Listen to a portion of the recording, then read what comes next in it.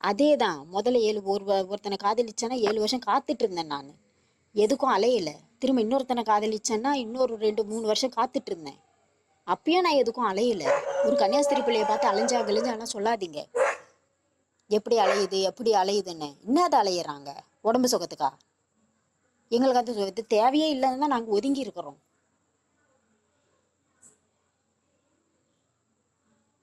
என்னெல்லாம் யாருமே தொட்டதே கிடையாது சாமி.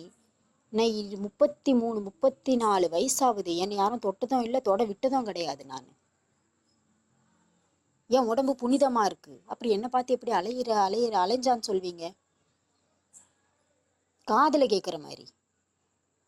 அப்போ உங்க வீட்டு கல்யாண மாப்பிள்ளைய பார்த்தா எங்களுக்கு எப்படி தோணும்னா, இன்னைக்கு நைட் அவர் தான் அலைவாரு உடம்பு சுகத்துக்கு.